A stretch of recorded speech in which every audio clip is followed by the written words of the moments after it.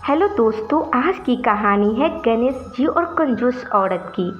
एक दिन भगवान गणेश अपने धाम बैठे बैठे आराम कर रहे थे। उसी समय उनके मन में विचार आया कि क्यों ना पृथ्वी लोक पर जाकर अपने भक्तों की परीक्षा ली जाए। फिर क्या था, भगवान गणेश ने एक बच्चे का रूप धारण किया और पृथ्वी लोक के लिए निकल पड़े। पृथ्वी लोक पहुंचकर उन्होंने अपने एक हाथ एक चम्मच में दूध और दूसरे हाथ में एक चुटकी चावल लेकर इधर उधर घूमने लगे और लोगों से कहने लगे कि कोई मेरे लिए इन दूध और चावल से खीर बना दो। पर वहां उपस्थित लोग बच्चा रूपी गणेश जी की बातें सुनने की बजाय सभी लोग उनकी बातें सुनकर हंसने लगे और आपस में बात करने लगे, भला एक चम्मच और दूध चुटकी भर चावल से कोई कैसे खीर बना सकता है। काफ़ी देर घूमने के बाद एक बूढ़ी औरत की नज़र उस बच्चे पे पड़ी जो उस समय अपनी झोपड़ी की बाहर बैठी हुई थी। उस बूढ़ी औरत को बच्चे रूपी गणेश जी पर दया आ गई और उसने बच्चे से बोली, ला बेटा, मैं तुम्हारे लिए इन दूध और चावल से खीर बना देती हूँ। यह सुनकर गणेश जी ने उस बूढ़ी औरत से कहा, माई, क्या सच में तुम मेरे लिए खीर बनाओगी? तब बूढ़ी औरत ने कहा, हाँ बेटा, मैं तुम्हारे लिए खीर बनाऊंगी। फिर गणेश जी ने उस बूढ़ी औरत को दूध और चावल दे दिया। उसके बाद बूढ़ी औरत ने एक छोटे से बर्तन में दूध और चावल डालकर खीर चूल्हे पे चढ़ा दिया।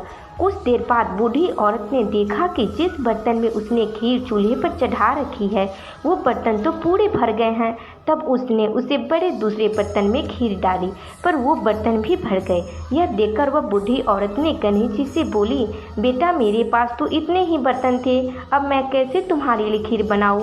तब गणेश जी ने कहा, माई, पड़ोसियों के घर से और बर्तन मांग लाओ। उसके बाद जो बर्तन उस बूढ़ी ने पड़ोसियों से लाई वो भी भर गए। यह देखकर बूढ़ी औरत ने कहा, बेटा, ये तो इतनी सारी खीर हो गई, इसका मैं क्या करूँगी? उसके बाद बच्चे रूपी गणेश जी ने कहा, माई, जा पूरी नगरी को खीर खाने का निमंत्रण दे आओ।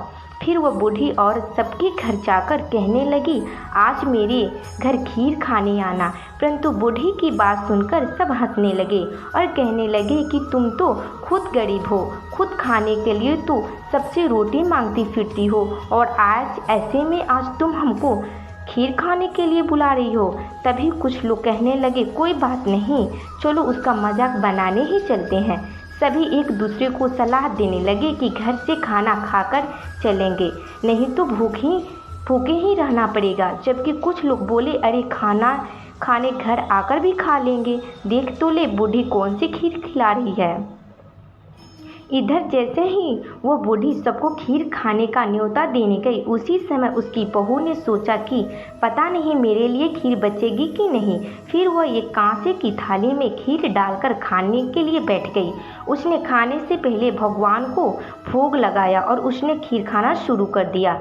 उधर कुछ देर बाद नगर के लोग बुढ़िया के खीर खाने आने लगे। जब सभी लोग आ गए तब बुढ़िया ने सभी को खीर परोसा। उसके बाद सबसे ने खूब पेट भरकर खाया। खीर बहुत ही स्वादिष्ट बनी थी, इसलिए जो घर से खाना खा के आए थे वो भी पछता रहे कि जब नगर के सभी लोग खीर खा के चले गए तो बूढ़ी औरत ने गणेश जी से बोली, चल बेटा, अब मैं भी खीर खा लेते हैं। तब बच्चा रूपी गणेश जी ने कहा, माई, मेरी तो भूख लग गई है। माई, मैंने तो खीर खा ली थी। तब बूढ़ी औरत, कब बेटा, तुमने कब खीर खाई? तब बच्चा बोला, माई, जब तेरी बहू सबसे पहले खीर की थाली लेकर बैठी थी तो उसने बोला था, गणेश जी तेरे लिए भोग लगे हैं। यह सुनकर उस बूढ़ी औरत को बड़ा ही आश्चर्य हुआ और वह बोली, बेटा, तुम गणेश हो क्या? तब वह बच्चा बोला, माई, मैं गणेश हूँ। यह सुनकर बूढ़ी औरत बहुत खुश हो गई। तब भगवान गणेश ने अपनी असली रूप में आ गए और फिर उन्होंने उस बूढ़ी औरत को खूब आशीर्वाद दिया।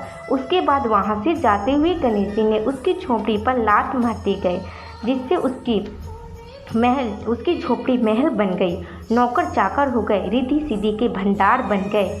तो दर्शकों, जिस तरह से गणेश जी ने उस बूढ़ी औरत पर कृपया की, वैसे ही गणेश जी उन सब भक्तों पर कृपया करते हैं जो उन्हें सच्चे मन से श्रद्धा से पूजा करते हैं। तो मित्रों, उम्मीद करता हूँ कि आपको ये हमारी कहानी पसंद आई होगी। प्लीज़ वीडियो को एक लाइक ज़रूर करना, कहानी पसंद आई हो तो।